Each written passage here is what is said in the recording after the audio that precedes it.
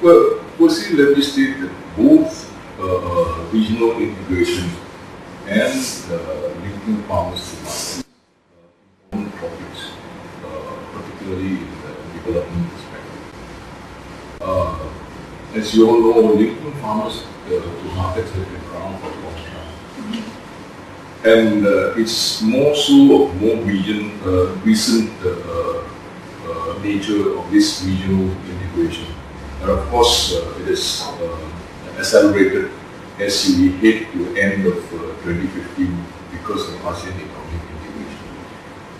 And as you well know, within the region itself, it extends beyond just AEC. You have a GMS side where the whole Mekong dispute, raison d'etre, so to speak, is basically based, which then changes the regional integration a bit slightly, broadening to include China, because China is obviously going to be a major player in itself, particularly its most recent initiative, which has been championed by President Xi Jinping in terms of the One Belt, One Road initiative, which links Asia to Europe, economic corridor belt, and then the new maritime Silk Route, which goes through Strait of Malacca all the way through Myanmar, India, East Africa, ending up in the Mediterranean side. So this in a broader perspective of regional integration. What considerations are there then in terms of linking farmers to markets? One has got to look at the new dimensions, look at the dynamics of it, as well as the new realities which are involved, and hence the title which I elect at the end.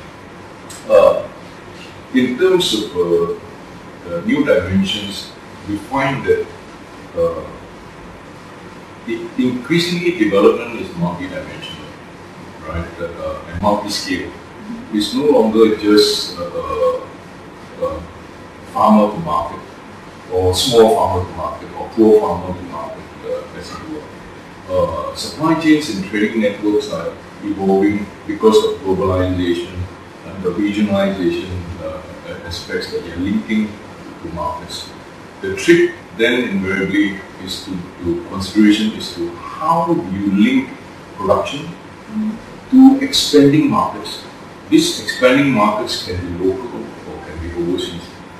Local in the sense of urbanization. Every country in the region is urbanizing. This will form expanding markets, as it were. And yet, because people tend to think in linear fashion rather than think in dynamics, that you would then talk about either export supply chains, etc. But invariably, if you look at every food itself, in most of the countries, the bulk of it is actually domestic, or across the border itself. And hence, that is one, will be in terms of considering if you like, World Bank Development Report 2009, reshaping economic geography. How do you look at the space element of it? Then the issue, consideration of time and space becomes very important as well. Within ASEAN itself, or GMS, or recent times, you actually find a lot of cross-border investments in terms of FDI and etc., which is happening. Cross-border investments don't only bring with it financing, it also brings with it technology, it also brings with it export platforms to go into markets, etc. Thailand is a very good example. You've gone into Laos, doing livestock, for example. You've gone to Laos to do rice. You've gone into Cambodia to do this. And CPE, for instance, has gone into the region doing maize and livestock supply chains and so on and so forth. So it's already happening. Similarly, Malaysian companies have gone overseas to do palm oil, rubber, and so on and so forth. So as always, the private sector is one step ahead of the government. So they are really treating the whole ASEAN region as a production and supply base. But not only for this market, but also using that as a springboard to the global markets of supply chains and trading networks which they have involved. Which then brings me to the other consideration that one has got to understand within the regional integration the importance of adopting an overarching supply chain management, supply chain and trading network management thing, which means not only on production side, processing, wholesale and retail, distribution, exports, and also imports of inputs. You see, regional integration means a movement of goods and services and people around. So it also facilitates the cheaper imports of inputs as well as the outflow of finished products into the region and as a launching pad into third countries as it were. For example, Europe,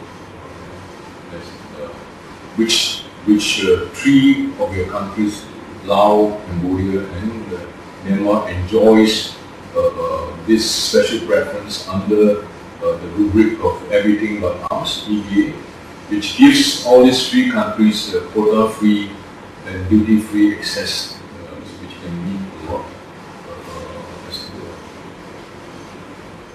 Well, of course, two other major considerations would be the role of private sector. Right? The private sector participation is very important, and increasingly since 2010, when you have the World Economic Forum coming up with a new vision for agriculture, etc., and this whole concept of creating shared value, people are now looking at private sector as the solution or lubricant rather than as the cause of social ills, etc., because of greed, as it were. For the simple reason that, and even Michael Porter's is pushing this whole idea, that private sector seems to be more adept and more capable of upscaling and replicating successful pilots. Because a lot of other initiatives forever remain a pilot because there's a lack of ability to upscale all this, whether it's by government, etc. Because government are shackled by requirements that if I do this for this area, I need to do for all the other areas within the country. Private sector don't have to do this. So maybe under some form of PVP or what arrangement, you can do it better. That is one. So the thing is, we are going to be quite good at understanding and make a lot of effort to understand why do governments do what they do. But we are actually very poor at understanding why do private sector do what they do. It becomes clear to me because I straddle both the private sector and this. I've spent years in the private sector and I advise both governments and private sector. So to me, you can see that there is this synergism which we should tap, particularly in the region itself.